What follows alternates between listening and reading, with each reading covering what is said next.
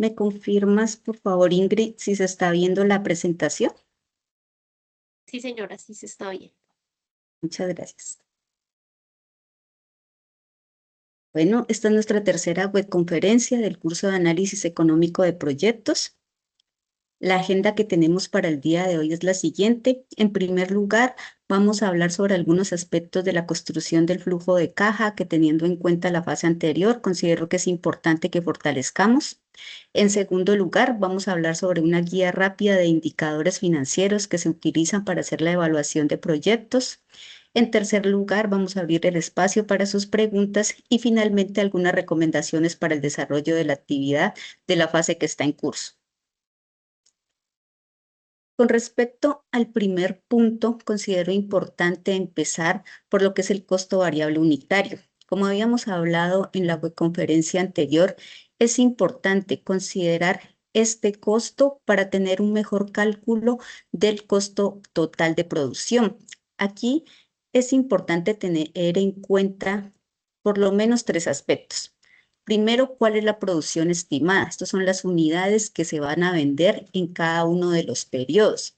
Segundo, ¿cuál es el costo total de producción? Que este costo generalmente está conformado por el material directo que se utiliza en el proceso de producción, la mano de obra y los gastos generales de fabricación, que incluyen varios aspectos que es difícil cuantificar de una manera muy detallada, por ejemplo, los insumos que se requieren para hacer una mesa en lo que podemos contar el pegante, las cosas que se utilizan como fertilizantes en procesos productivos de la agricultura. Entonces, como estos costos no son fáciles de cuantificar si no se tienen en grandes cantidades, lo que se hace es llevarlos todos a lo que son gastos generales de fabricación. Por lo tanto, estos tres aspectos nos van a conformar lo que es el costo total de producción. Teniendo en cuenta esto, lo que hacemos es sumar ese costo total de producción. Ya tenemos la producción estimada, entonces dividimos el costo total de producción sobre la cantidad de unidades que se van a producir y allí obtenemos el costo variable unitario. Es importante que en la construcción de ese flujo de caja tengamos en cuenta este costo variable unitario y vayamos en cada periodo multiplicando el costo variable unitario por las unidades que se van a producir. Otro aspecto que considero importante aquí recalcar es que si vamos teniendo en cuenta que la inflación va a afectar el precio de venta y por lo tanto utilizamos esta inflación para ir calculando el precio de venta que vamos a tener en cada periodo, lo mismo debemos hacer con el costo variable unitario. Tenemos que tener en cuenta este aspecto porque, como se mencionaba en la definición del flujo de caja, que es más pertinente hacerlo con costos corrientes, entonces si los precios se incrementan con la inflación, también los costos van a tener que incrementarse con la inflación. Este es un aspecto que quería recalcar con ustedes porque en algunos ejercicios no se tuvo en cuenta esta parte para calcular los costos de producción. Un segundo aspecto importante en la fase anterior y también que se va a ver en la actividad de esta fase es el punto de equilibrio. Entonces, primero que todo, que podamos hacer una diferenciación entre lo que es el punto de equilibrio y lo que es el análisis del punto muerto. En primer lugar, miremos qué es el punto de equilibrio. Es ese punto en donde los ingresos que obtenemos van a permitir cubrir los costos en los que se incurre para llevar a cabo el proceso de producción. Una de las formas más usadas para calcular este punto de equilibrio es el margen de contribución. ¿Cuánto contribuye cada uno de los productos a cubrir los costos fijos? Para esto utilizamos la fórmula que estamos viendo en pantalla. Dividimos los costos fijos sobre el margen de contribución de cada producto y ese margen de contribución es igual al precio de venta unitario menos el costo variable unitario, que lo calculamos como acabamos de ver en la anterior diapositiva. Teniendo en cuenta esto y que el punto de equilibrio, como indicaba anteriormente, es ese punto en donde no se van a obtener pérdidas. Lo que estamos generando como ingresos es suficiente para cubrir los costos. pero pueden o no pueden haber ganancias. Pueden haber unas ganancias, puede haber utilidad operativa, pero eso no significa que el negocio sea rentable. Puede ser que solamente tenemos esa utilidad operativa, pero cuando ya tenemos que incluir los impuestos, puede ser que ya esa ganancia se reduzca y que por lo tanto el negocio no sea tan rentable. ¿Qué es importante tener en cuenta para ese cálculo del punto de equilibrio? Primero, pues los costos fijos. Segundo, ya tenemos un precio de venta unitario que generalmente ya se determina en los ejercicios y ya sabemos cómo calcular ese costo variable unitario. Con estos datos y aplicando esta fórmula, vamos a tener ese punto de equilibrio, siempre teniendo en cuenta lo que les indicaba anteriormente, la definición. Son las unidades que se requieren vender para cubrir por lo menos los costos en los que se incurre para la producción. Pero hay una diferencia importante con el punto muerto. El punto muerto nos determina cuál es el número mínimo de unidades que necesitamos vender para hacer que un proyecto sea rentable. Y en este caso es importante que tengamos en cuenta la definición que desde las matemáticas financieras se considera como un proyecto rentable.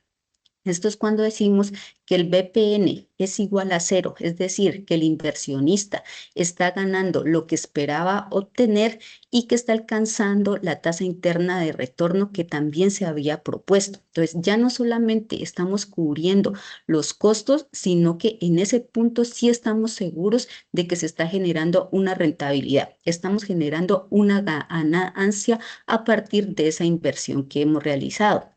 En la actividad que ustedes tienen propuesta para esta fase, se les pide calcular ese punto muerto a través de la fórmula buscar objetivo en Excel. Entonces, vamos a ver cómo podemos hacer esa parte.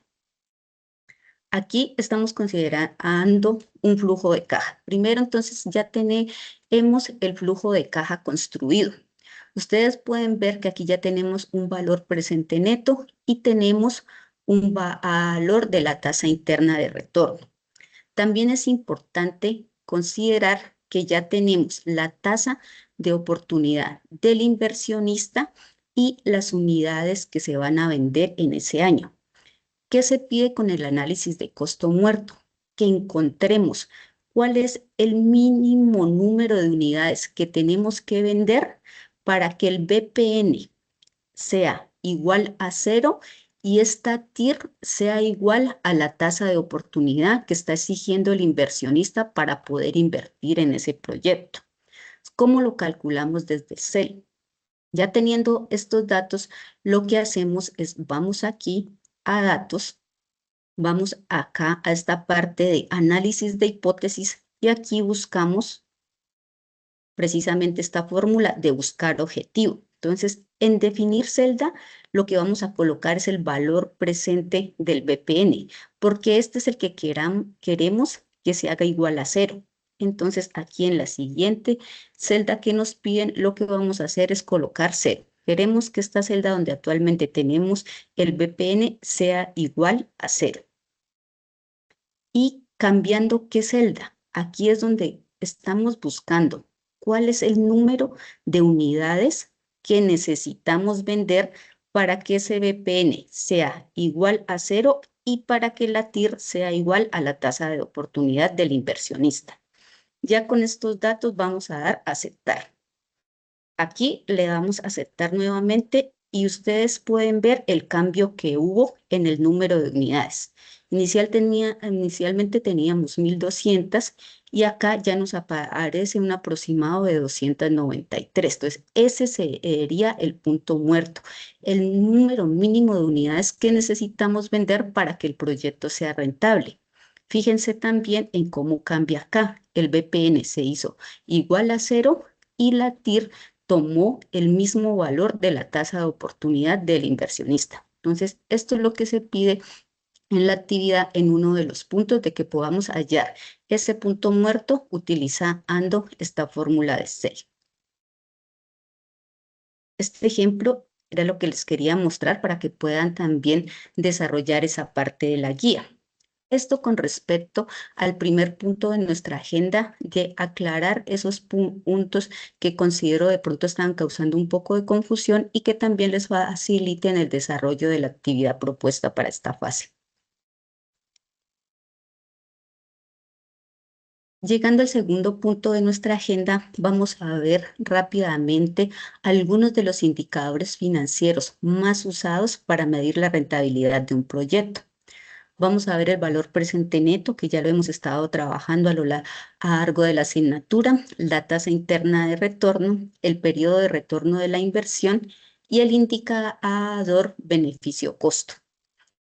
Cuando un inversionista se dispone a precisamente invertir su dinero en algún proyecto, va a buscar que esa inversión por lo menos cubra tres cuestiones principales. La primera es que pueda recuperar la inversión que está haciendo inicialmente. La segunda, que pueda obtener unas ganancias que van de acuerdo a sus expectativas. Y tercero, que además de recuperar la inversión y de obtener esas ganancias, le pueda quedar un excedente que pueda servir para incrementar su riqueza. En ese sentido, vamos a tener en cuenta que hay un elemento fundamental en el análisis financiero, que es esa tasa de oportunidad del inversionista. Esto es de relevancia sobre todo para el cálculo del valor presente neto. Entonces, teniendo en cuenta esos elementos, a continuación vamos a ver qué implica el cálculo de cada uno de estos indicadores. El primero de ellos es el valor presente neto. Entonces, aquí como lo hablábamos anteriormente, este valor presente neto, y como ustedes lo han discutido en sus preguntas orientadoras, va a depender de la tasa de oportunidad. ¿Y cómo se define la tasa de oportunidad?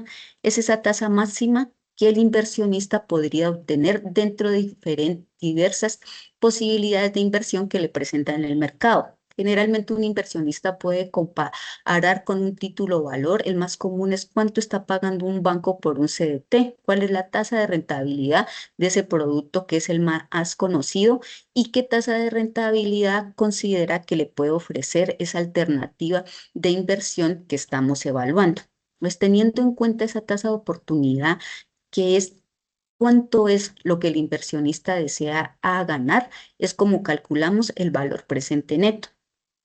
La forma más sencilla de definir el valor presente neto es como la diferencia que hay entre el valor presente de los ingresos y el valor presente de los egresos. Entonces, de ahí la importancia que cuando calculamos los flujos de efectivo en la inversión inicial la llevamos a ese periodo cero, pero esas ganancias o ese flujo que va a haber en cada uno de los años del horizonte en el que estemos evaluando el proyecto, también es necesario traerlos a ese valor presente. ¿Cuánto valen esos flujos futuros de efectivo en ese momento cero, que es cuando se va a realizar la inversión? Teniendo en cuenta esa fórmula de valor presente que ya hemos utilizado en otros casos, se construye el valor presente de todo el proyecto. En Excel, como ustedes lo conocen, ya es muy fácil aplicar esta fórmula una vez tenemos los flujos de efectivo de cada uno de los periodos. Aquí tenemos un ejemplo del valor presente neto. Este fue el ejercicio que estuvimos viendo en la pasada web conferencia del montaje de la heladería, que tenía una inversión inicial de 55 millones. Habíamos calculado los flujos de efectivo para cada uno de los 5 años que constituían el horizonte de evaluación. Teníamos una tasa de oportunidad, que era lo mínimo que pedía el inversionista para poder destinar sus recursos a esta inversión, y teniendo en cuenta esta tasa, calculamos el valor presente neto, que da aproximadamente 10 millones. Entonces, es un valor presente positivo mayor que cero. Por lo tanto, aquí podemos observar que es una buena inversión para esa persona, lo que quiere decir que se acepta con el proyecto para realizar la inversión.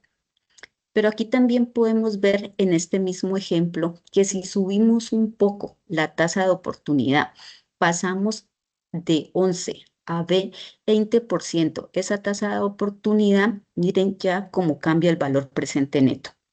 De 10 millones, término positivo, pasamos a menos 5 millones. ¿Qué quiere decir esto? Con un valor negativo menor que cero, esto nos llevaría a que tenemos que rechazar ese proyecto porque no es una inversión rentable para la persona que quiere destinar esos recursos. Aquí también podemos ver una de las preguntas que ustedes tienen en la guía de esa relación inversa que hay entre el valor presente de neto y la tasa de oportunidad. Si hay un cambio pequeño o sustancial en esa tasa de oportunidad, ya se empieza a ver afectado el valor presente neto. Aquí tenemos los criterios de aceptación para el valor presente neto. Si es mayor que cero, se acepta porque esto quiere decir que el inversionista está recuperando su inversión inicial, está generando esas ganancias que él quería y está generando ese adicional, esa pequeña porción que le sirve para incrementar su ganancia, está generando más ganancia de la que él esperaba.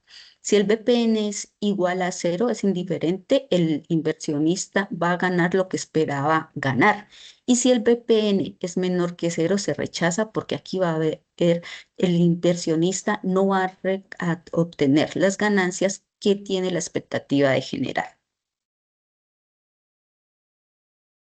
Con respecto a la tasa interna de retorno, que es otro de los indicadores más usados para hacer la evaluación de los proyectos, la forma más sencilla también que tenemos para entenderla es que es la tasa de interés que hace que el valor presente neto sea igual a cero.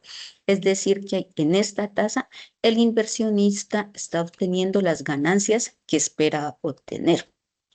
Una vez que tenemos los flujos de efectivo, también en Excel es muy fácil de calcular la tasa interna de retorno. Esta, al contrario del BPN, no depende de la tasa de oportunidad para su cálculo, pero para tomar la decisión de si es rentable o si es atractivo ese proyecto para el inversionista, sí es importante hacer la comparación con la tasa de oportunidad. Aquí tenemos que si la tasa interna de retorno es mayor que la tasa de oportunidad, se va a aceptar el proyecto porque el inversionista va a obtener una ganancia mayor de la que esperaba obtener.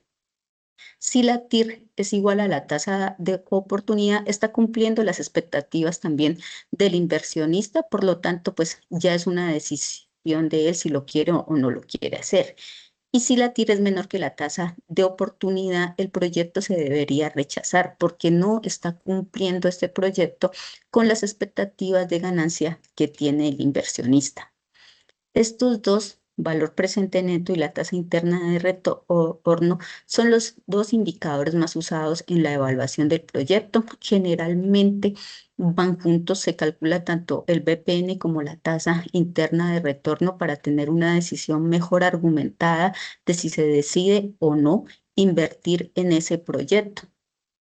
¿Qué es importante aquí de estos dos indicadores? Pues tienen en cuenta traer a valor presente esos, tanto la inversión inicial como los ingresos que se van a obtener de esa inversión. Como ustedes lo pueden ver también en el material que tienen para la fase, no son perfectos, tienen algunas cuestiones que mejorar, pero hasta el momento son los indicadores más conocidos para hacer la evaluación.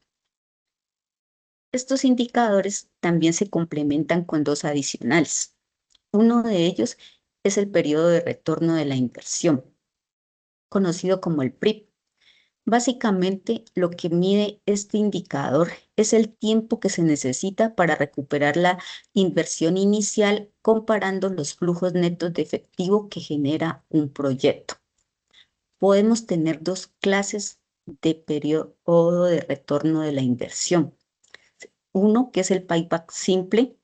Este no tiene en cuenta el valor presente de los flujos de efectivo. Simplemente los toma como si no hubiera en el medio una tasa de oportunidad y lo que calcula es cuáles son los flujos de efectivo que se van a generar en cada periodo sin traerlos a valor presente y lo que hace es dividir esa inversión inicial sobre esos flujos de efectivo.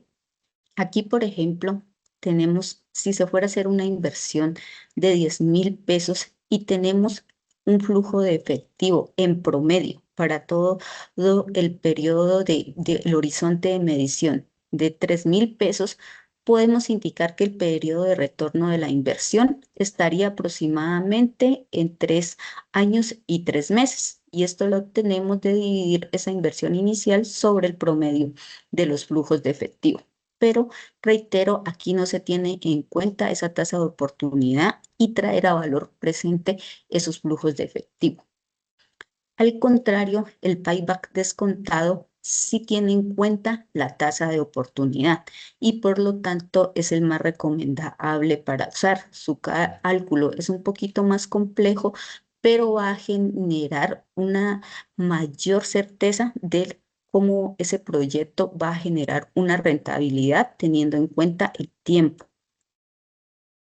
Aquí hay que tener en cuenta para el cálculo dos partes y dos fórmulas específicas. La primera, la del valor presente neto. Vamos a traer a valor presente cada uno de los flujos de efectivo que genere el proyecto en cada periodo que constituye el horizonte de evaluación. Ya la fórmula de valor presente la conocemos. Y una vez tenemos estos valores presentes, vamos a aplicar esta fórmula del PRI, que es igual al tiempo de recuperación más el reembolso que no se ha recuperado al inicio del año sobre el flujo de efectivo del año siguiente. El PRI se va a alcanzar cuando el BPN que se va acumulando en los periodos es igual o supera la inversión inicial. Vamos a ver un ejemplo para que nos quede más claro. Aquí en este ejemplo tenemos una inversión inicial de 50.000 pesos, 50 millones, como lo queramos tomar. Una tasa de oportunidad del inversionista de un 10%. Y tenemos unos flujos de efectivo, que en el año 1 esa inversión generó un flujo de efectivo de 15.000, en el año 2 de 20.000, en el año 3 de 25.000 y en el año 4 de 30.000. Aplicamos la fórmula de valor presente a cada uno de los flujos anuales y esto nos va a permitir tener estos valores que vemos aquí en esta fila.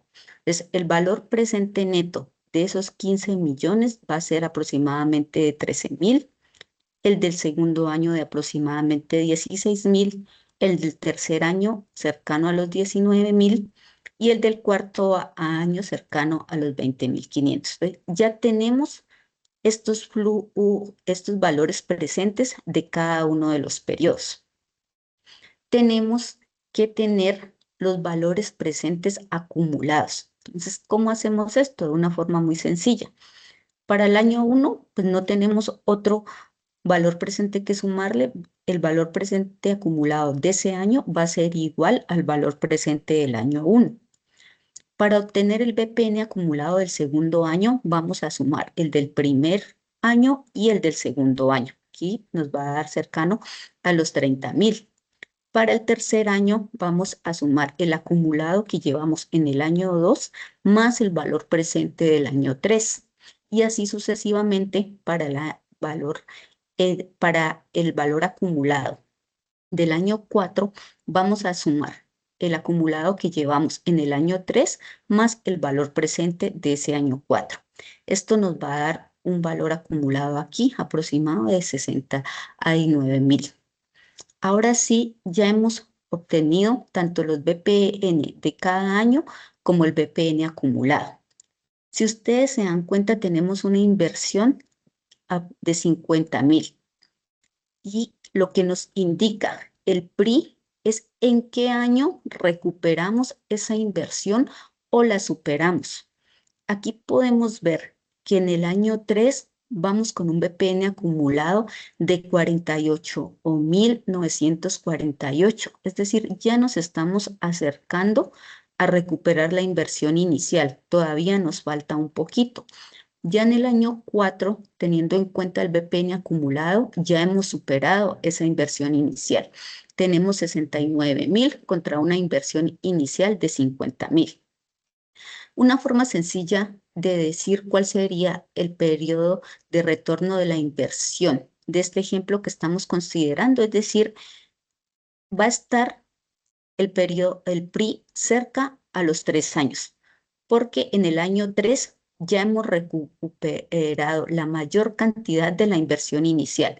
Solo nos falta un poquito para llegar a esos 50 millones.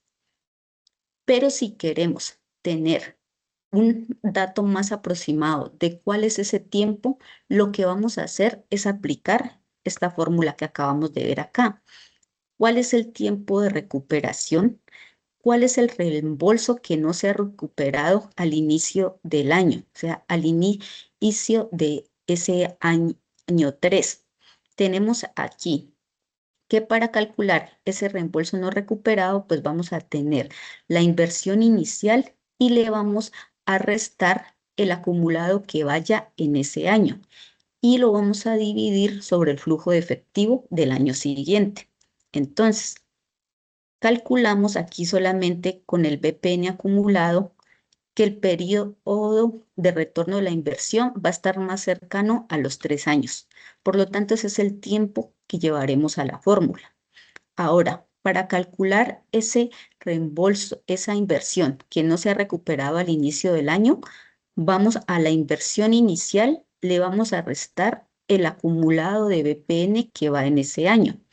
Y esto lo vamos a dividir sobre el flujo de caja del año siguiente.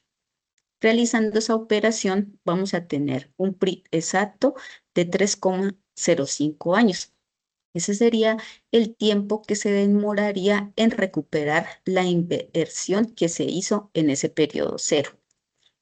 ¿Qué criterios es importante tener en cuenta aquí? Primero, si el PRI es mayor que es menor que la vida útil del proyecto, se puede aceptar el proyecto, es un proyecto rentable porque se recupera, por decirlo de alguna manera, rápido esa inversión.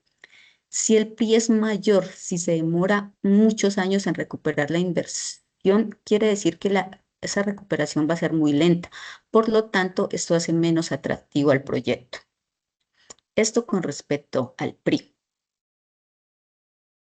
Y el último indicador que se tiene en cuenta aquí es el indicador beneficio-costo. Básicamente lo que hace este indicador es comparar los beneficios que se esperan de un proyecto con sus costos totales, trayéndolos ambos a valor presente. ¿Cuál es la interpretación de la relación beneficio-costo? Este nos dice cuánto valor se genera por cada unidad monetaria que se invierte en ese proyecto. Entonces, traemos a valor presente los ingresos y también los costos, que estos generalmente pues son la inversión inicial que la tenemos en el año cero. Continuando con el ejercicio que estábamos viendo anteriormente, ya tenemos una inversión inicial, una tasa de oportunidad, tenemos nuestros flujos de efectivo y ya hemos calculado los valores presentes para cada uno de los flujos anuales. Si los sumamos todos, nos va a dar el acumulado, igual que en el ejercicio anterior, de 69.439.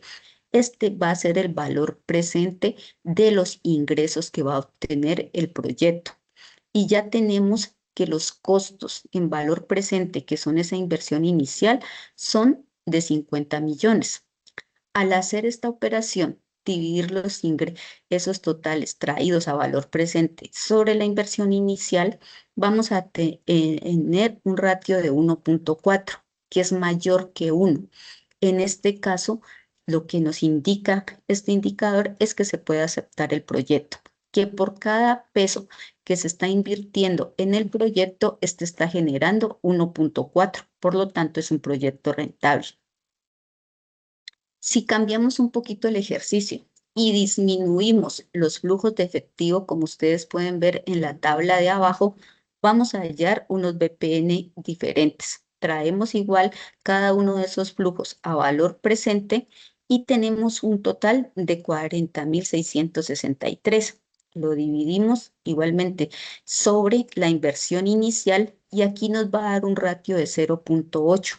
Es menor que 1. Por lo tanto, implica que por cada peso que invertimos no ganamos, sino que estamos perdiendo 2 pesos. Por lo tanto, ese proyecto no sería rentable. Lo que tendríamos que hacer en este caso es rechazarlo.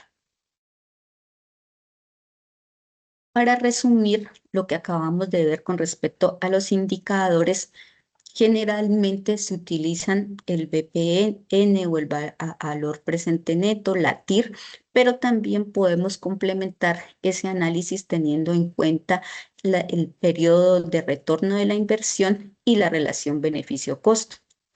Como lo discutimos en la presentación, el valor presente neto nos indica en pesos si el inversionista está ganando lo que espera ganar, si está obteniendo una ganancia superior o si no está ganando lo que estaba considerando dentro de sus expectativas. La TIR lo que nos da es esa tasa y podemos comparar si esa tasa de rentabilidad que nos da el proyecto es igual, menor o superior a la tasa de oportunidad del inversionista.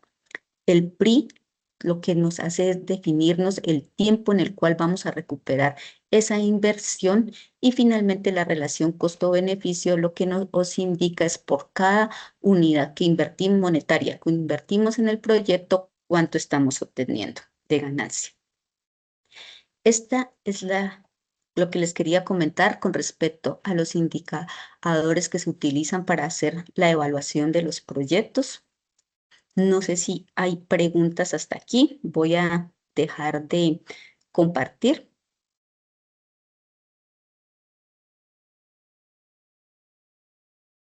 Profe, pues, buenas Buenas noches, sí, hola Fabián. buenas noches. Profe, de lo que estaba viendo y demás, me causa una curiosidad y creo que ya nos las habías dicho, pero cuando se hace un proyecto social, no se valía la rentabilidad bajo estos indicadores, ¿cierto? Pues se puede hacer, pero lo que o sea, lo que se está buscando desde un proyecto económico es generar rentabilidad, ¿no? O sea, de verdad, ganancia como tal. En un proyecto social lo que se busca es más un impacto.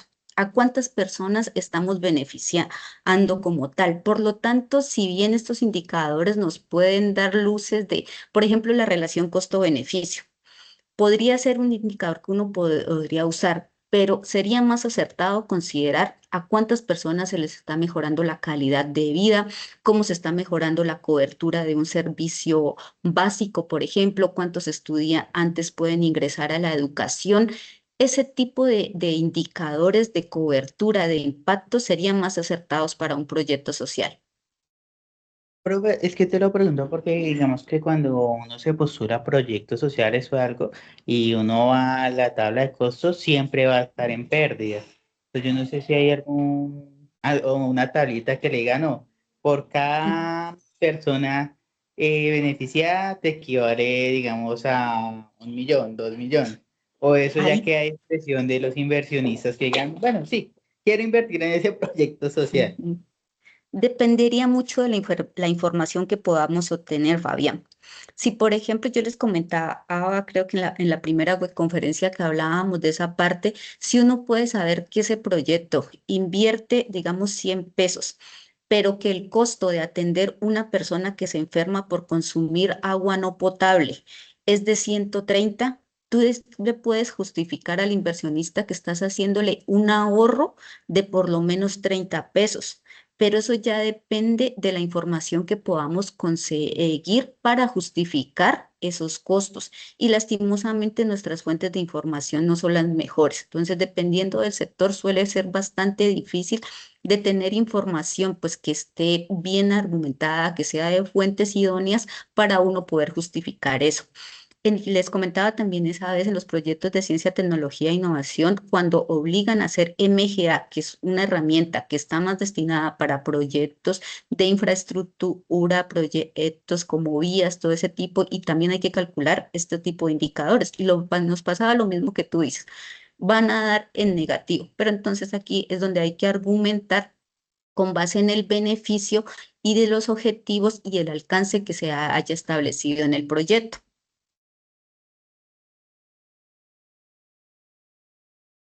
Gracias, profe. Lo otro que te quería preguntar cuando hablabas de la tasa interna de retorno, digamos que esa puede ser también muy variable o especulativa. También se puede correr el riesgo de fallar en la especulación, ¿cierto? Sí, eso está dentro, pues, dentro del material que ustedes bien están también consultando de cuáles son las dificultades que puede haber en la TIR. Puede haber un mal cálculo cuando hay proyectos que son excluyentes, también va a ser difícil de calcular esto, aunque es un indicador mucho más fácil de entender que el BPN. Cuando uno ve la fórmula del BPN, con esto ya se empieza a asustar un poco, pero cuando uno la empieza a entender un poquito ve que no es tan complicada de entenderla, pero claro, tanto el VPN como la TIR tienen algunas implicaciones que son discutibles. Por lo tanto, ¿qué es lo que más se aconseja en esta parte? Si son proyectos económicos que buscan esa rentabilidad, por lo menos que podamos tener en cuenta esos cuatro indicadores. Más también en si se trata de un proyecto social, los impactos, a cuánta gente beneficiamos y si es un proyecto económico, tengamos no solamente un indicador, no solamente la TIR, no solamente el VPN, sino que en la medida de lo posible incorporemos estos dos indicadores para tener una mejor visión y evaluar con mejores argumentos esa rentabilidad del proyecto y tomar una mejor decisión. Gracias, profe. Con gusto, Cristian. Si hay alguna otra pregunta.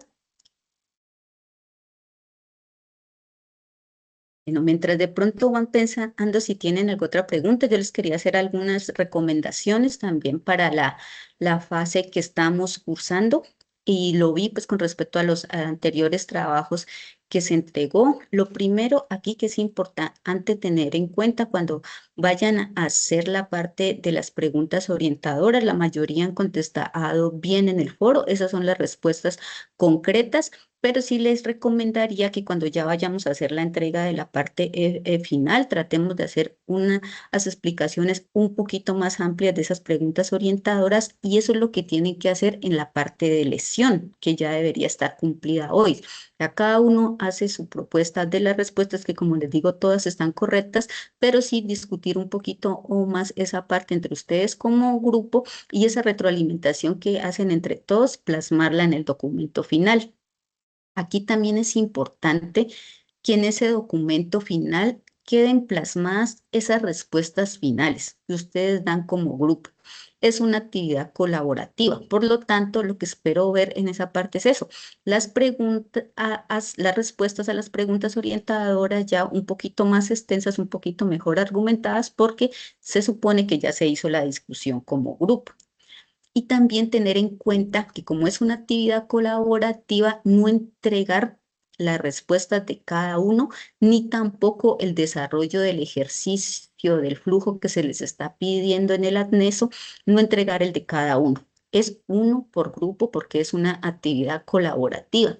Entonces, lo que esperamos también aquí es que ustedes puedan discutir, puedan hacer las mejoras con las retroalimentaciones y presenten solamente una respuesta consolidada de las preguntas orientadoras y una sola respuesta también del flujo de caja. Y lo digo porque algunos grupos presentan el compilado de las respuestas que hace cada uno y pues esto no es el objeto de un trabajo colaborativo. Esas eran como las recomendaciones que les quería dar al respecto de la entrega final. No sé si hay alguna otra pregunta. Profe, de pronto que si te podemos ir colocando en el foro y tú nos revisas, porque pues entenderás que de mi parte y de pronto de muchos que estamos acá, no, nuestro fuerte no es la contabilidad o las finanzas, pero pues Claro, intentamos hacer el ejercicio lo más, como sí, para sí, que... sí. Claro, Fabián, entiendo esa parte y que no es a veces sencillo entender estos conceptos y pues aplicarlos en esa parte. Entonces yo espero que ustedes hagan un primer intento de solucionar el caso. En esta fase vamos a aplicar esa metodología. Ustedes hacen un primer intento, yo hago las recomendaciones y si veo que se está dificultando mucho, lo que voy a hacer es compartirles una plantilla que la tengan de orientación para que quede más fácil el desarrollo del ejercicio. Uy, sí, profe, te agradecería, porque a veces en el Excel es difícil atinarle a la fórmula que uno quisiera. Sí, entiendo. Entonces, primero van a hacer ustedes ese pequeño esfuerzo, voy viendo cómo va manejándolo cada grupo y ya voy compartiéndoles la plantilla. Listo, muchas gracias, profe. Y con mucho gusto.